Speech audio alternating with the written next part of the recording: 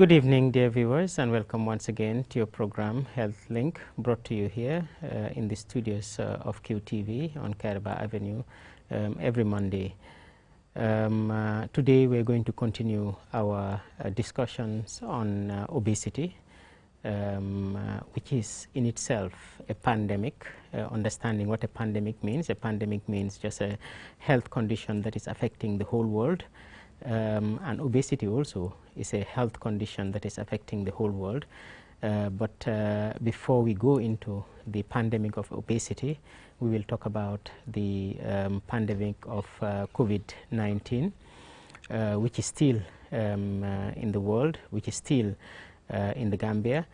And although we have much less numbers now, there is always a risk that we could have another wave which could be deadly for some people. So as usual, we will advise people to continue avoiding crowds as much as possible, and if people are in crowds, they should continue wearing their masks. I am very impressed that our politicians, all the functions that we see them in, when we saw them in IEC, when we saw them in their punk campaigns, all of the politicians are wearing masks, and the people closest to them are wearing masks. My only worry is that the people who come to support and are in the crowds, a majority of them are not wearing masks.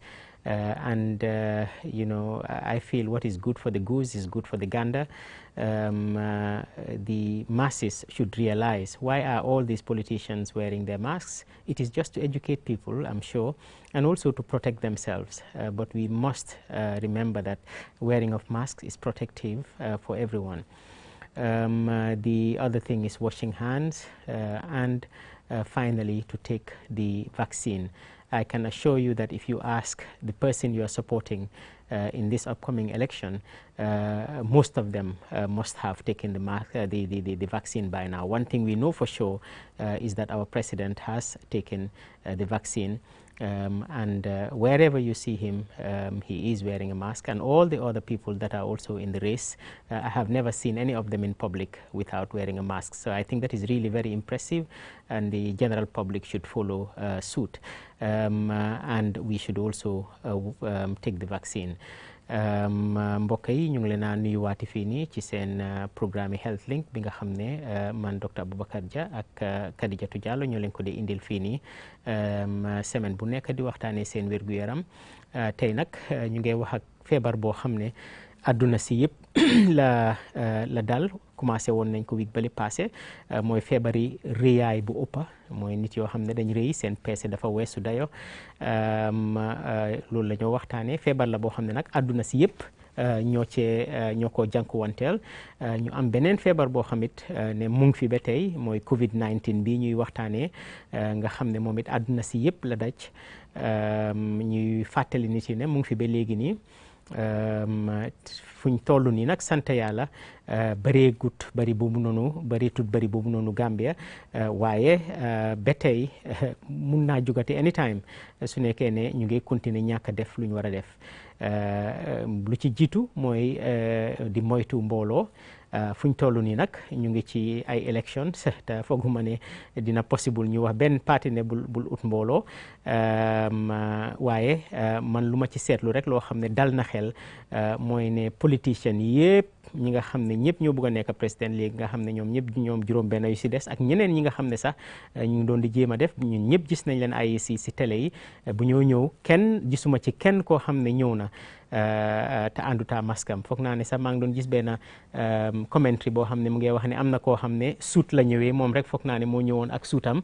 Waaye benn mbir moo xam ne ñoom ñëpp booloo nañ ko, mooy ne ñoom ñëpp ku nekk mu ngi doon sol maskam. Kon loolu nag ñun ñi nga xam ne ñoo nekk ci Gambie fii war nañ a seetlu loolu noonu, ne lu tax ñii nii ñoom ñëpp ñu ngi sol seen masque. Soo leen seetloo ñu ci ëpp yëpp si ñoom foog naa ne tamit jël nañ pengu bi. Kon ñun lu ñoo war a def rek mooy ñun it tamit nga xam ne ñooy nekk ci mbooloo yi ñu jéem a sol suñ masque, nga xam ne dinañ aarante, dinañ aar suñ boppa. si mbiri péngu bi tamit ñuy ñaax nit yi ñu jël péngu bi foog naa ne ñu nekk ci race bi yëpp léegi nii ñoom ñëpp jël nañ seen péngu man loolu laa yaakaar am na nag koo xam ne moom ci public la ko jëlee mooy président Barrow ci boppam moom jëloon na ko mu nekkoon ku force wan koo xam ne bu vaccine bi egsee moom moo ko jël pour wan nit yi ne lii péngu la boo xam ne amul benn problème bu ci nekka te ñun ñëpp ñu ngi ko gis ne moom ba tey mu ngi doxee ay soxlaam te dara jotu ko man mii jël naa péngu bi Kadijatu mii jël na péngu bi ak keneen ak keneen ak keneen kon ñun ñëpp ñu jéem a jël péngu bi ni ñoo def rek naa bàyyi Kadijatu mu nuyoo mu jottali lii suñ mbokki Mandinka yi den nag ñu dugga nag ci waxtaani réyaay bu ëpp bi nga xam ne moom lañ commencé woon nit ba ne le passé Kadija. Thank you, doctor. Assalamu alaikum badingol balni mbaralan jate kende a programme to dalta kamen sotale jang tene wo tenen QTV tele bu mbato alnal badi malam Kadijatu Diallo anen Dr. Abubakar Dia badingol tenen tambilani nga falene ko be muruna janne pour ka waroñin naka cañin tenten dalye mais ya lonko afanan ka mala doron ko nyin kurangon ka ko me coronavirus kurangon nya be nyamen dunia kono ate fanan be wala nyama because tay nyi waroñin tambi wara tambiri nyin ay dunia be le ben so men tata ko ba ka ca tenten dalye ne nyanta min keleje ka itan dalla faranko hani kabi nyin kurangon nyimbe kerine ka fami ye ko coronavirus kurangon nyin mais ya lonko dalta ka fale jaben tankar langol momenti wala nganna maksol dum nga kata nganna pengolta ane nga kata nga kafol tala sakatuma sainte mi ya lonko nga lonko be campagne wato le kono election o nyin sainte abe durinne bari mais mol kontani je baake wala altel be ba fa kan momo lafta pati la momo lafta dawo dal wala nyaton ko atata dawde ka maksoja balo balal hani ngel min be tata IEC pour kata nomination dula e be akatale mo be alla nyaton ko be akatale maksodum say ngoto altel min fana be no maka meria lon ko allaftela nde yakata nga maksol dum isaje nga katamba katala nga nyen kurango nyen ba bayla nyame pengol nyen fana na karola mel ka fa ko pengol nyen amankoy pengol nyen ntel dodo min bebe jata kende a bundalto be nsafo talante mo be pengol nyen tale adum hani man sakewo memo man sakedi bay wode wota nsafo non sede ya tale ko aya tale dunia nyaala bay aya tale mo be yaaje teleto le ko afeka fota mo folol kono mel yalon ko ye pengol nyen tale adu ngala ne ko albe mel fana no makan e fana bitte radio mel yalon ko e pengol nyin tal woto adu man sake nyim be yaaje le ko hani ku man kala bita kala hajo la bina kan tel fana bita kan dem bana kan na hajo hani ku man ke woto kay tan dalla ko do ni yaaje kan nyim foko pengol nyin tan go tan tala adu niyake ati ballano ila hajo la pengol nyin abete yatale. Thank you, Doctor. Thank you very much, Kadijat. Kadijat, last week, just to recap a little bit so that we remind people what we have talked about last week, we started the discussion on COVID, on obesity, sorry, and we mentioned that it is a big problem in the world with millions of people having it. We also mentioned that it is causing a lot of complications to the people who are obese, like it is causing deaths, many deaths. Many people are dying because of obesity. Many people are becoming incapacitated, disabled because of obesity, and many children are getting disabled and dying early because of obesity. We have also talked about some of the causes of obesity, and today what we wanted to come in to talk about is how do we prevent or treat obesity. mbokk yi lu mu doon wax rek léegi nii mooy ne week bale passé si ñi nga xam ne xëy na seetaanuñ ñu wax nañ lan mooy réyaayu yaram bi naka la ñoo seetee réyaayu yaram wax nañ tamit ne réyaayu yaram ban problème la def ci àdduna si wan nañ leen ne ay millions nit ñoo ko amee ba wanoon nañ leen ne léegi fuñ toll nii réyaay bu ëppa bi fukki nit yoo konte kenn am na ci réyaay façon boobu noonu bi nga xam ne rek réy nga rek waaye ëppa boobu noonu wax nañ ne soo compté ñetti nit yu nekk kenn am na façon réyaay boobu noonu wax nañ leen ne tamit mu ngi rey ñu bëree bëri ci àdduna si wax nañ ne tamit toogal na ñu bëri ñoo xam ne léegi mënatuñ a jóg ci seen lal wala mënatuñu dog seen si seen toogu wala sax mënuñu dox fii ba fii parce que riyaay bu ëppa bi moo leen indil arthritis ba yeneen ak yeneen yoo xam ne wax nañ ko wax nañ tamit lan mooy waral riyaay bu ëppa bii nii ci mbiri lekka yi ak ñaaka yëngatu bi tey nag luñ bëgg a dugga mooy naka la nit di def ba fanxa boppam ba nga xam ne du am riyaay bu ëppa boobu noonu ak su nekkee ne am na ko tamit naka la moo def ba wàññi yaramam bi nga xam ne problème yi nga xam ne riyaay daf ko dee joxe moom dina ci mën a génn foog naa loolu la ñoo dugga si ni Kadija mbaɗigol jande mbettenterna programme o kono sal hakkilo bulandi tenen tambilañing naka calñing kafutamil kono wolom ka yitandala ko waro ka mantoro min ke mol balu kono hadamadiŋol balu kono ka yitandi ko waro ñing ayatinnale fo sayin dindiŋol mel ya lon ko fan imam futa kebaya sanjola tamo ka kole yay male arthritis kuraŋo ñing siyandi le aɗum atatale fan fo waro ñing yatinnale dindiŋol ñing dindiŋol kata kebal mel ya lon ko sayi ñanta ka futa sanjol min to fan aya kole yati male ada yatinna ko hani ñing heart problem ni ñing ay sasa jamal fanna commencé na yatinna ko mol kayitandi ko mo every 10 people one of them has obesity mo tang yaje isen mo kilinje kono me yalon ko ay waroñin sotale me yalon ko atambitale adum ni mo saba konte me yalon ko waroñin kanyantale mo kilimbe kono le walla mo fula ne yalon ko ala waroñin atambitale anyanta ka kanyang fanna minna.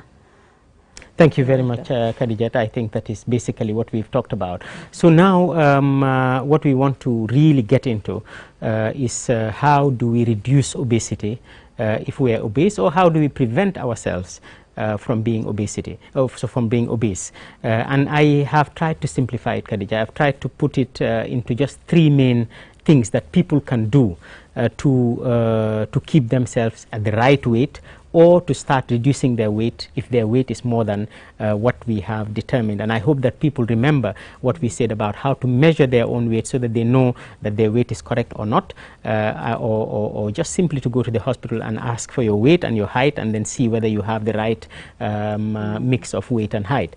But let us say you don't want to be overweight, you don't want to be obese, or you are already obese or overweight and you want to reduce it. 3 things only that we should be doing, Khadijat. One is to limit our intake of fats and sugars. Part of the sugars is also carbohydrates, what we call carbohydrates. So let us limit the amount of oils. That oily fat is mainly oils that we take. The red meat has a lot of fat in it. So any food that has fat, butter, mayonnaise, all these things are high fat foods. So we must reduce these to a bare minimum. And the sugars and carbohydrates, we're talking about simple sugar. Last time we had here a program only on sugar, and I don't think we need to go back to that here. But the other things that have high level of sugars and carbohydrates in them are things we have talked about before also, like rice, like cassava. I know people take a lot of ebe nowadays. When you're taking it, you must limit yourself on how much you take because it has very high calorie. The ebe has 2 things that it has that is very high calories. That is the oil itself, because we make it with palm oil, and palm oil has a lot of cholesterol and a lot of calories, and also the cassava itself. The fish and the crab and the pine, you know, those things are very good in the ebe, and they will not cause somebody to be obese. But the other parts that we have talked about can cause obesity. Potatoes are also carbohydrates. So we limit. Nowadays, there was a time when we were talking about eating unhealthy, we did not include the carbohydrates that much. But the carbohydrates are really very important in causing obesity. So we have to limit those things. So number 1, as I said, is reduce oil and or fats and carbohydrates, including sugar. So that is number 1. mbokk yi lu ñoo wax rek léegi nii mooy ñu dugga nag léegi nii si lan la nit di def ba nga xam ne réyaayam du weesu fan la war a éega wala su nekkee dafa réy ba pare mu mun a wàññi réyaayam.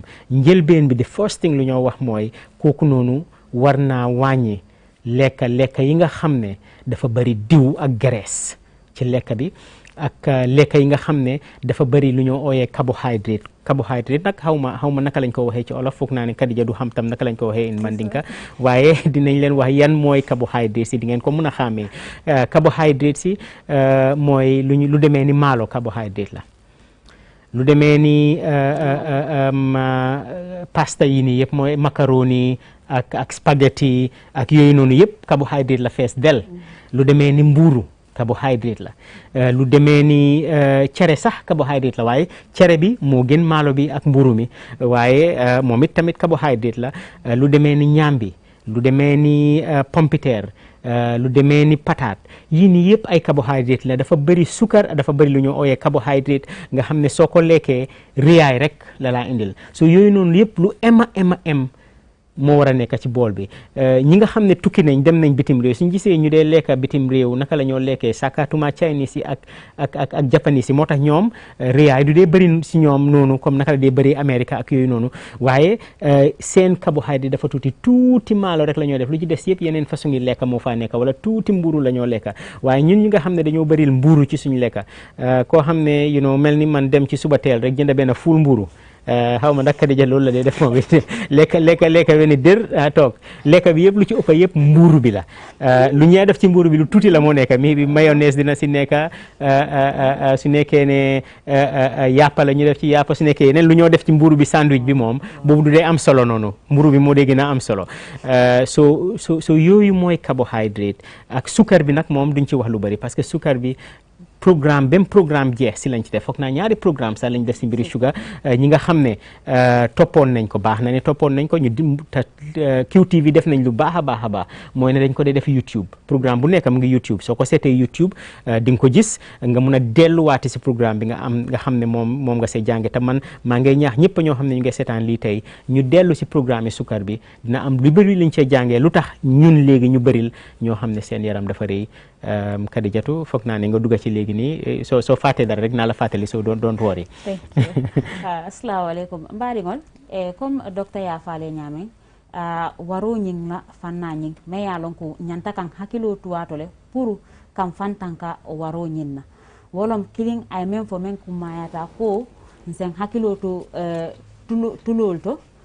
tulo anin subo mu fenneti mais ya lon ko ate fanan kengo siyata bala bakele anin ñing botal wol be yayta ko kengol siyati bala bakele mi yalon ko ni ya domo doron ni dakata domo la aba fenneti me yalon ko abe waroñing sabule male anin mentata ko sakantel jang lungolum kino ninna kino domo siyata bakele son sa domo kino domo kontongo ngake sitati ngana ko teke ngake simangoti so wol be mu fenneti kino fana mu fenneti me yalon ko docteur ya fajaban carbohydrate malay ko fanyame manika kangoto de bari amu fenneti me yalon ko ase balo nyin tunkugo nyin ba waro nyin tambindilale men kama ko nyambo fana sakan na nyambo nyi nyambol tatende nyi gari nyambol yake ebel to tede sakade ngada ebel ya nyambeni nyebe fana ta yol be keje so mu fenneti me yalon ko fana aka balo nyin kafule men tata ko nyin makarono fara bu fenneti me yalon ko waro nyin aka kafule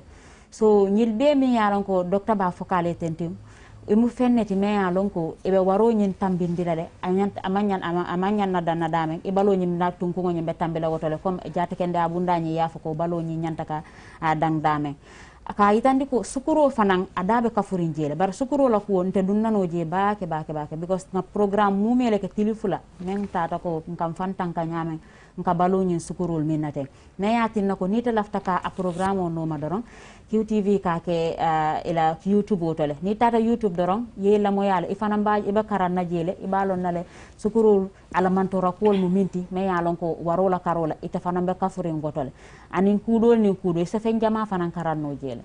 Thank you very much, Khadija. Khadija, if we say that let us reduce carbohydrates and fatty things and so forth, many people will decide to say then, doctor doesn't want us to be full.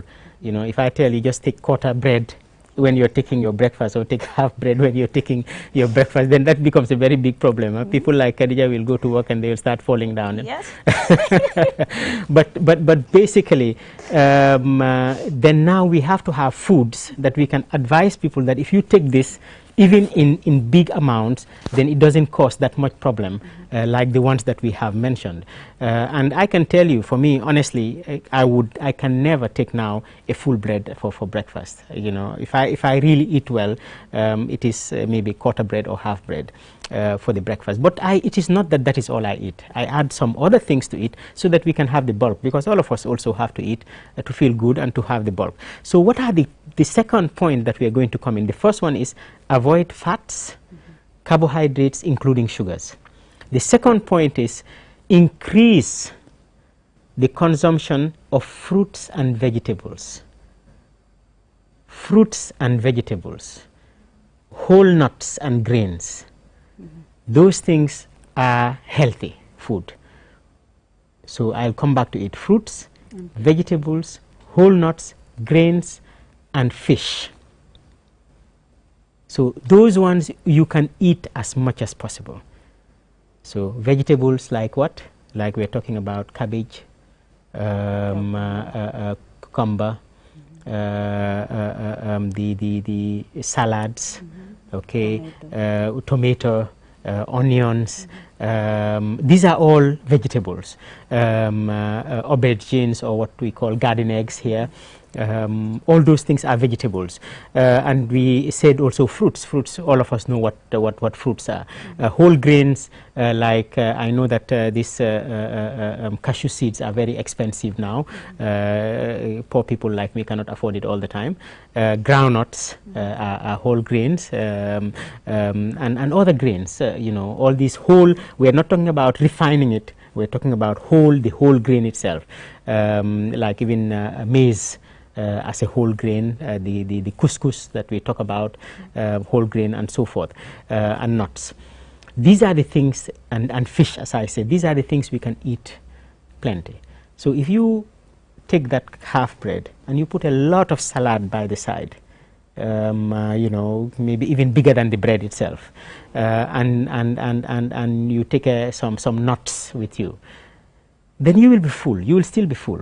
Okay, but you're not eating something that has too much. And the way we cook here, Khadijat, I think it is becoming very dangerous. If you don't put too much mayonnaise, even the food itself, if you don't sprinkle a lot of mayonnaise in it, some people will not feel good that you're putting the food, the sandwich. So every sandwich has, when I buy nyambe nyebe, for instance, and I see them putting mayonnaise, I don't understand that, because in my life as a child, they never used to put mayonnaise in nyambe nyebe, you know, or bread and nyebe, you know, mburo nyebe. You will never find but now I see some people sprinkling some mayonnaise. You're making it unhealthier. Okay, so the plain beans itself with the bread and some salad is good enough.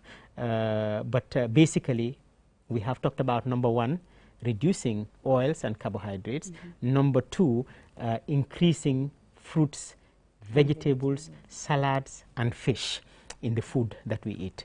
Although nowadays also Gambia fish is becoming very, very expensive. Mbokk yi lu ma doon wax rek léegi nii mooy wax nañ leen ne nañ wàññi carbohydrate ak diw yi ak graisse yi. Carbohydrate wax nañ leen lan la. So ma ne nag ñu mel ni man xëj na suñ ñëwee si suba si ne bul lekka full mburu, lekkal kota mburu rek wala lekkal half mburu rek ñu ne kii moom dafa bëgg ñu xaru. waaye du loolu. So ñun wax nañ leen léegi lan lañ war a wàññi, waxuma ne sax nañ ko bàyyi, nañ ko wàññi ba minimum. Nit suy war a lekka maalo nekkut bool ba fees ak maalo la war a lekka. You know, man su ma ko waxee léegi dafa nekk loo xam ne xëj na dafa reelu ne warta uppa fukki kuddu maalo ci sa meal, comme sooy lekka añ léegi nii warloo lekka lu ëpp fukki kuddu maalo bi si boppam. waaye nag maalo bi war naa am yeneen yoo xam ne mu ngi ci yoo xam ne dina la suural, parce que léegi ni suñu waxee nit lekkal koota mbuuru, am na ñoo xam ne suñu lekkee koota mbuuru ñu taxaw léegi ni balaa añ di jot ñu daanu commencé di xum ak yooyu noonu. waaye su nekkee ne boole nga ci yeneen yoo xam ne yu baax la, kon dina feesal lekka bi. yu baax yooyu nag mooy lan, mooy lu ñoo wax légume, moom lañ ko dee ooyee foog naa ne ci olof, salade yi ak jën, ak lu demee ni dugub wala lu demee ni mboxa, waaye nag dugub nekkut ne da ngaa génnee sànqal bi nekk defagul ba mu nekk comme lu ñoo defee ruy ak loolu ruy dafa bëri carbohydrate trop baax na waxuma ne baaxut de dama ne nañ koo wàññi waaye li nga xam ne nag mun nga cee lekk ba doyal mooy comme lu ma wax nii mooy légumes yi salade yi ak lu dem ni fruits yi légumes yi mooy lan mooy batanse jaxatu supame cucumber tomato tomate ak onions ak yooyu noonu daal yooyu mooy légumes yi yooyu noonu mun nga cee lekka lu bëri du la jox problème jën mun ngaa lekka lu la neex te du la jox problème waaye ñaari mbir yi laa waxagum benn bi mooy lan lañ war a wàññi benn bi mooy lan lañ mun a lekka lu doy léegi nag dinañ dem ci beneen ma bàyyi Kadija mu wax loolu mbaɗigol na fenke foloñi wala ŋafali ko kuwol mi yalon ko ñanta ka a tala ni ko abula be kole yala bari ñanta ka tala na domorol kono me yalon ko nga tulo faali en ne nga subo fanan faali en ne aɗum nga faali en ne fanan ko feŋol min kama carbohydrate me yalon ko ma fono bari ni atara nsa feŋol faali me yalon ko e ka ake womo fenneti me yalan ka ba londila le même carbohydrate feŋol ti wala nga faali ko manol ñi ñambol anin macaronol ñing anin fendol bijele fana mel yalon ko wol be mu fenneti me yalon ko nsa ñanta ka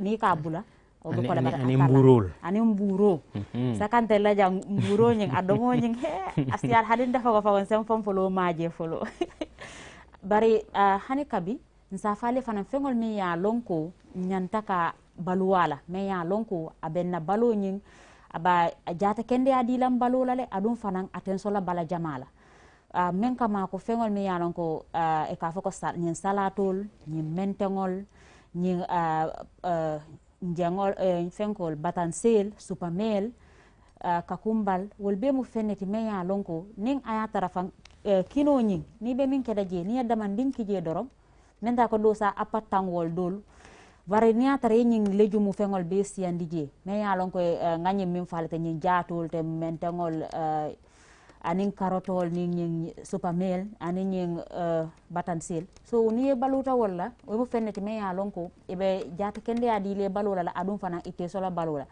anin men kama ko mburol fana because dolla jan so manda ni men mburo ma abuke jeno bake so me ya lonko ni atara hani full mburo ni ita ka full mburo le dum isa talano yake half mburo nyin kono wata tinale man domoro ke me ya ka man timma bari isa nyin salatul ka kono no le fay kuliya ye mentengol kije ye kakumbal kije adu yakata ye mayneso tala because say na daka mayneso kan asembo warta bakele adu mayneso fana mu feneti me ya lonko aka fat ke balo kono le bake me ya tinako fana ngakatan ka yiridim fengol domo yiridin feŋol me yalan ka mako ñim pomol bananol anin fen jamal be me yalan ko mandol fo bari ngal mbadingol mbeyo dol be lonne inshallah adum fana nga kata pour nga ñinke ato exercise.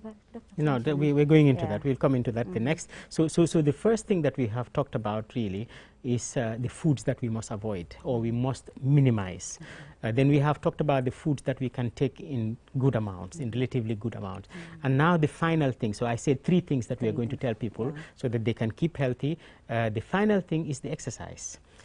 So the foods that you should minimize, the food that you should eat in good amounts, and then now the third thing that you should do is exercise. For an adult, you must have what we call moderate exercise, which means that either you're walking fast, or you're running, or you're cycling, or you're going to the gym and going on the treadmill, all those type of things. You do it at least 150 minutes a week. That means if you're doing 30 minutes a day, you must do it for 5 days. So Monday, Tuesday, Wednesday, Thursday, Friday, you make sure that you do 30 minutes each of those days of either walking for 30 minutes very fast, not walking one step after the other, walking very fast, or cycling, or going to the gym, or going jogging, anything that will make you sweat for 30 minutes. Now, people should remember that the benefit of exercise is not only the activity itself, it's the state of mind that it puts you on. Some people say, my work involves me like I'm a nurse, so I'm going up and down the stairs for about 30 minutes, so I'm exercising. I say, no. That is not exercising, because that one, it is with stress. You're doing it under stress. You're doing it as a work.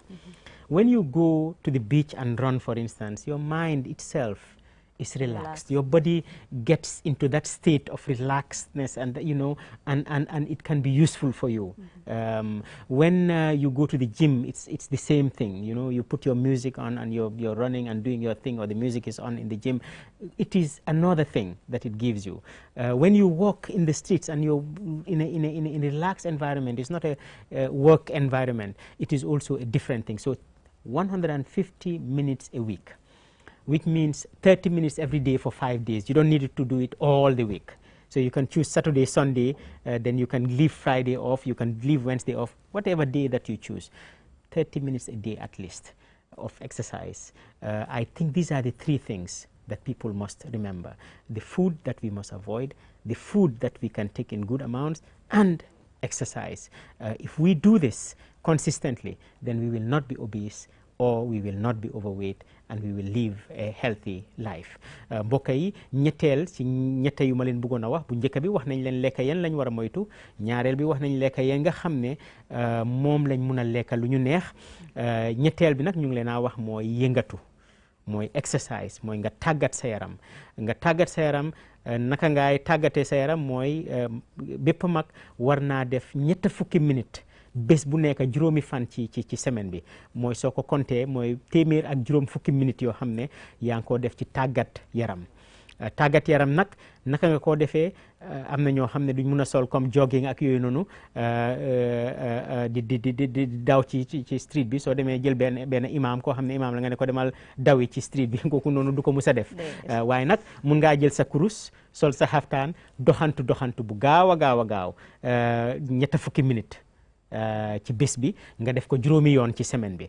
loolu rek baax na ci exercise. mun ngaa dem si gym bi su nekkee ki nga xam ne mun naa dem si gym bi la. mun ngaa dem si beach bi ki nga xam ne mun naa dem si beach bi dem def exercise. façon ngi exercise daal booy munti def rek nga def ko 40 minutes. am na ñoo xam ne sax mënuñu jóg seen lal bi parce que xëy na seen tànk yi dañ ko dog wala façon yooyu noonu. kooku yi tamit war naa def exercise si kaw lal bi ci boppam, yëngal boppam, am yu moo def yoo xam ne dina mun a exercise boppam. exercise daal lu am solo la. képp koo xam ne bugg naa am wér-gu-yaram war naa def téeméer ak juróom fukki minutes yoo xam ne war na ko exercise. Kadijatu mbaɗigol comme nga faali ñamen ku folo nko ñanta ka mel bula fulan jango nko ñanta ka men domo pour ka mbalo ñing tembe dulake jati kende ñing a ñanta ka tembe dame saban jango ñing wolom pour ka mbalol bondi ñoto ka fo mi exercise nga mbalol bondi ñoto nka bori ni meye borono ise bori ni meyale bicycle borondo no ye bicycle borondo ke ni meyalo ko sitano jimto eta jimto meyalo fo minute tan saba tay mo se do ya nyaawo nya bar minute tan saba ni ye balo bondi nyoto woto tilo kono amu fenneti meyalo ko abetiyatale fo lo ko kono e nyanta ka katale ye minute keme anen tallulu soto womu fenneti meyalo ko ni ye minute keme nin tallulu soto akamale ko ibalo kono abe healthy rinne ibake kanne comme ibalo nyin a tunkungo nyin sula tala nyamen okay. Yeah, I think that is about it. So you've talked about the 3 things that we were talking about. Time is about running out. I'm just going to take this last one. Then we're going to open the lines while we continue this discussion. The last one is for us not to forget the children in these 3 things. Because the children don't have a hand in it. If a child is obese, I can never blame that child for being obese. It must be the parent or whoever is taking care of that child that has allowed that child to be obese. So please, as parents, as caregivers, let us put that into consideration, that children should also be given healthy diet, healthy food. It's not everything that they want that we give them. If I am rich and I have enough money and every day my child wants to go to Max Caesars or somewhere and have a burger or something like that, I should not be able to allow that. Every day my child wants a pizza, I should not be able to allow that. I must encourage the child to take vegetables, to take salads, and once in a while, yes, the child needs that. You can take them for ice cream, you can take them for this once in a while, but their general meal should be healthy meals. And children also should also be encouraged to engage in physical activity. Our child should not just go from school. Maybe they, you know, at school sometimes they do physical activity, which is very good. But they come home and then either they are on the TV or they are on their computers or whatever it is, and they're just eating high-calorie foods. I think that is one thing that we must make sure. A child should every day, adult, what did we say? Every day 30 minutes just for 5 days. But a child every single day, 7 days a week, must get 60 minutes of exercise. Different from the adult. The adult, we said only 30 minutes of exercise for 5 days a week. Enough. For the child, no, that is not enough. For the child, 60 minutes of exercise every day, 7 days a week. I think this is something that we should not forget. mbokk yi balaa ñoo ubbi line yi léegi nii dinañ wax rek lu mujj li nga xam ne wax nañ ko si mag yi wax nañ ñetti mbir yoo xam ne ñoom lañ war a def waaye tam loolu tam la xale yi war a def waaye nañ ci fàttali ko xale yi xale bi nga xam ne dafa rëy bay rëyaayam uppa kooku noonu duñ ko mun a wax dara kooku papaam wala yaayam wala ku ko toppatoo moom la ñoo mun a wax dara so lu ñoo wax mooy ne xale bi tam nañ ko fàttali ko ci loolu noonu ne lekk nekkul ne xale bi lu mu bëgg a lekk rek gannaaw man am naa xaalis bi am naa man-man bi dinaa ko jox suma xale déedéet xale bi war nañ ko contrôle lan la moo lekka ñuy ko jox lekka yu baax yi di bañ di ko jox yeneen lekka yi nga xam ne moom la xale yi dee laajte léegi yu bëri sukar yi yu bëri faat yi ak yooyu noonu yëpp ñu wàññi ko ñu jox leen lekka yu baax yoo xam ne dina leen amal njëriñ ba pare tamit ñu make sure ne suñ xale yi tamit ñu ngi yëngal seen yaram ñu ngi daw dem foyi ñu ngi dawantu te xale bi bokkutaa mag bi mag bi wax nañ ne 20 minutes bés bu nekk juróomi fan rek xale bi nag war naa def juróom benn fukki minutes mooy 1 hour benn waxtu mu def ko ci yëngal yaramam ci tàggat yaramam bés bu nekk juróom ñaari fan ci semaine bi foog naa ne xale war naa def loolu noonu dinaa bàyyi Kadijat translate loolu noonu si mandinka den ñu ubbi line yi 5050505 képp koo xam ne bugg naa dugg ci line bi the number is 50505 for people who want to be part of it. We still have some more to talk about but we want to open the lines early while Kadijat translate that in mandinka. Mbadingol comme nga fale nyame ñim fen sabol mi yalon ko nyanta kake pour mbalol ñi ngetara jata kende abunda ñi mbalo ñi nyanta ka dandame me ya itandi ko nyanta ka min domo nyanta ka mbalol mamandi nyanta ka mel fana bula me ya tinna ko amanke ke balda mati dindingol fanan dabi jera adi telephone ta fon gana kumma ya taji me ya tinna ko dindingo niyaje ko dindingo warata fa awaru tambita anyanta ka tambidame mantara ka afuko dindingo nyine ya akinna mba fola ko wululal nyinne because wolle ka diyala niyaje abalo nyimbe tambila anyanta ka tambi dame me ya tinna ko dindingol ni manyan naka song e ka daka ni chocolatol ni ice creamol aning ila fita fengo fenna because dindingol ngala ne ko e kala fi fen dimal da mallela because itel talo mantorol ni kuol min bigi bari ntel wululal me nyanta ka sonne dindingol nyin ka vegetable domo adun nyanta ka sonne fana e ka yirdim fengol domo adun kom nga fo nyamen kebal miniti tan saba e nyanta ke balol mamandi wala wala atinna ko dindingol nyin atatale fo wat montoro wati killing 1 hour dindingo ñi ñanta ka balo mamandi wala lungo lung ke ba ko niya fo lokungo ko ne sa fo minute keme anin tallulu bare dindingo lungo lung fo lokungo e bang anyanta montoro wati kilin soto la aba balo mamandi la minna ne ya tinna ko asa balo ka nyandi jata kenda bunda ñi ya fo nyame hani kabi nga laynol fanam bu yelele pour ni momo lafta ka fo kacha kono waro ñi na kacha mo minti bi wolon waro ñi na karolati nomba ñendum ka fo 5050505 pour ni momo bi je lafta kiliro kala pour ka fo kacha kono. Thank you very much, Khadijat. So lines are now actually open, 5050505. The number is on the screen for anybody who wants to be part of this program.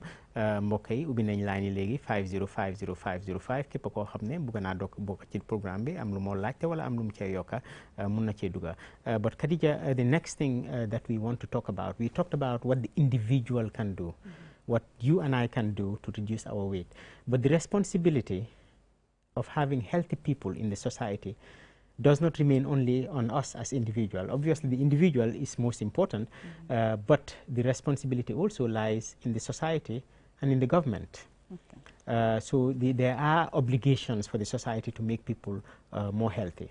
And the society and the government must make what we have talked about, those three things we have talked about, must try to make it easy for the people. For instance, now, if vegetables are very expensive, and the normal person cannot afford it. It seems we have a caller. Let's go to the caller. Hello. Yes, hello caller, you are on the line. Hello. Yes. Assalamu alaikum, doctor. Wa alaikum assalam wa rahmatullah. Doctor na nga def. Jàmm rek sant Yàlla, na nga def. Nga balal ñu rek nga déglu sa téléphone bi. Lu ma bëggoon a laaj compared to loo doon wax mooy.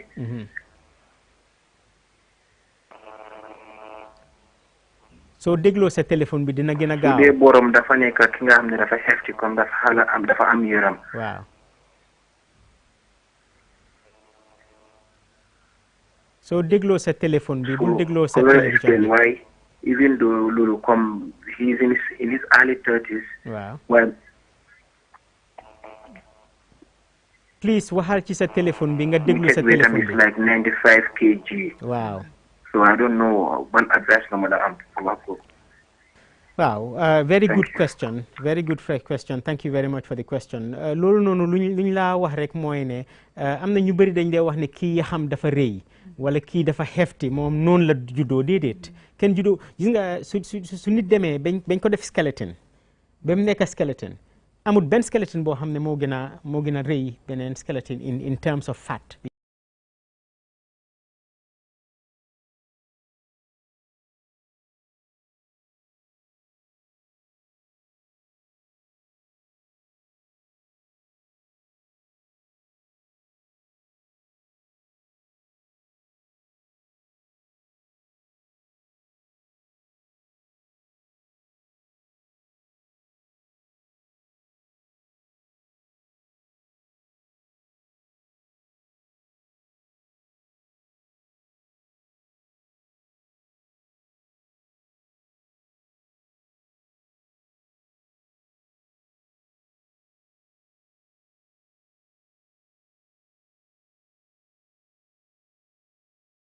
It's not only an individual thing. The society and the government also must be part of this fight of obesity.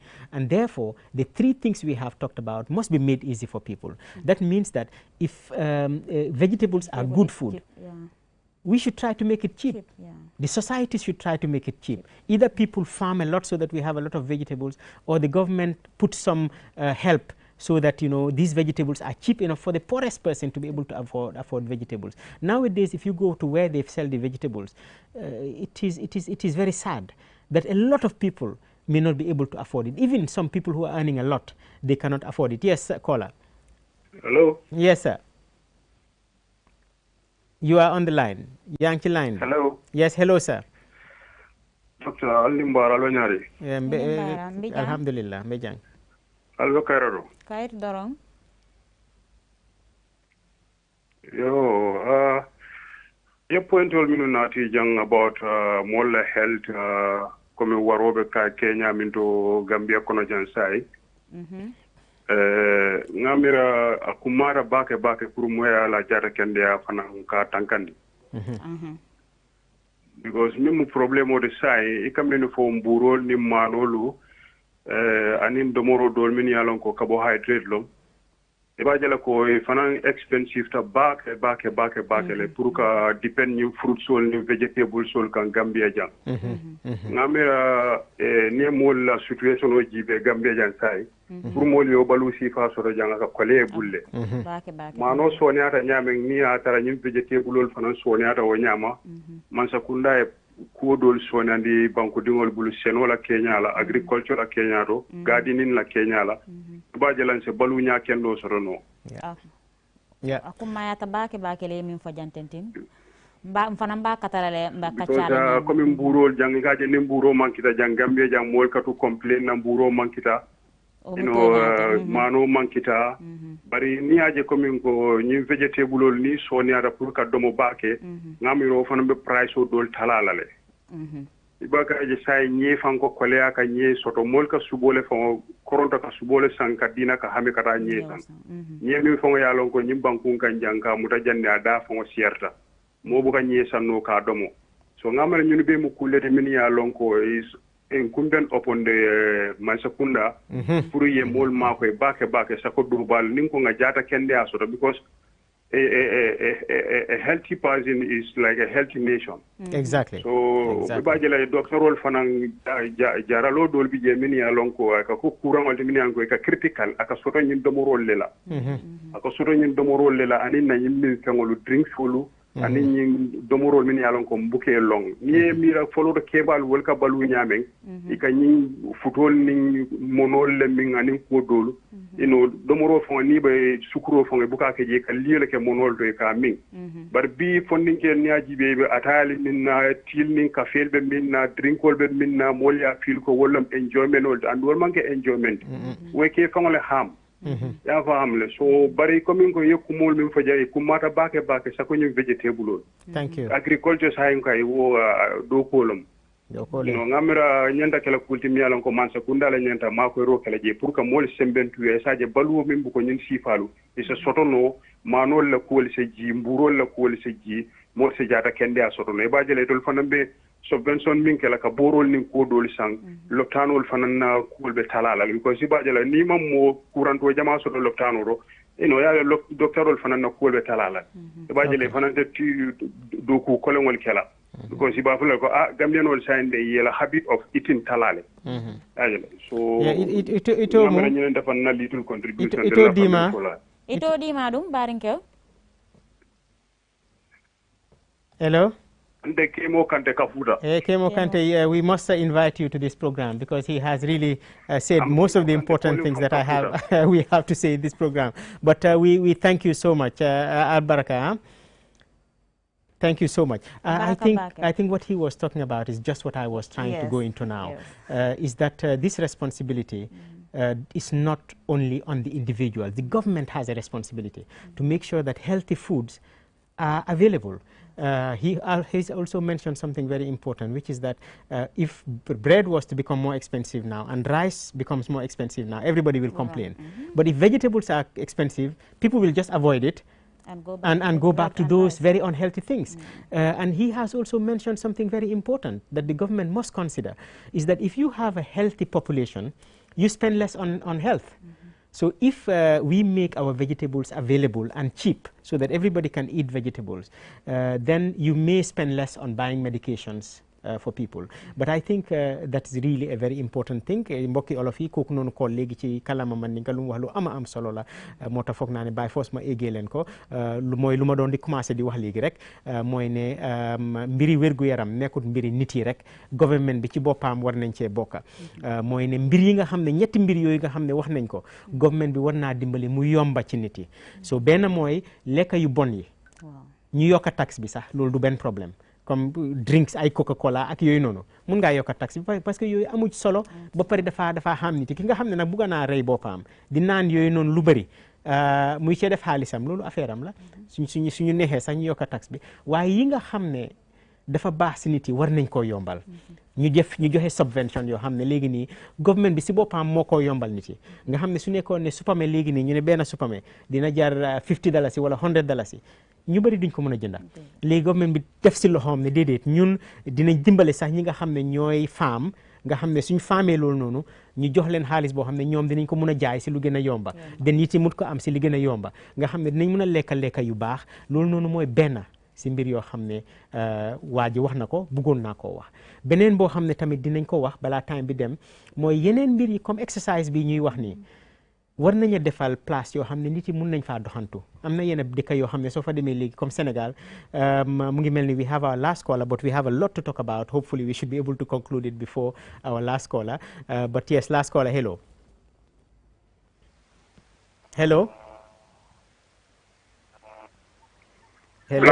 waaleykum assalam wa rahmatullah hello assalamu alaikum waaleykum assalam okay doctor this one just a final thing. Like I weigh 1.75 meters. Small weight is like 92 kg. My age is like let's say 30. Yes. Why the problem be more? Suma dore exercise. Mo dem si gym be come for instance. My down. Okay, then I did try to burn a lot of calories and lipids. While suma train effectively, more by let's say 1 week or let's say 1 month like ma relax dinaa door di bilaat oh yes yeah. try naa lu nekk nag waaw. Don't know what advice you would have for us. Yes, the advice more to be consistent and persistent. Be consistent and persistent. It is not an easy thing. Losing weight is not an easy thing. In fact, when you start, you may find out that the first few weeks or so you may lose something. Then you find out you're doing all the right things, and maybe the next week you start gaining weight again. And many people will lose hope at that point and say, no. Be persistent and continue doing the right things. You will find out that over a period of time, it is going to stabilize in the right place. I can tell you honestly, for me, maybe 20, 30 years ago, this was not my weight. I was bigger than this when I was a medical student, because I was enjoying my life, I thought. But when I realized that this is not good for me, I was persistent. For the past 10, 15 years, I've been persistent in the things I do, in the food I eat, in the exercise I do, and so forth. And I can maintain my weight. So please continue doing the right thing. It seems time is fast going, Khadijat, but mbokk yi foog naa ne maybe in Mandinka we can talk about the issue of persistence, because some people may find it difficult that they start their diet and they find out that they are not losing the way that they want to lose, but really they should persist in it.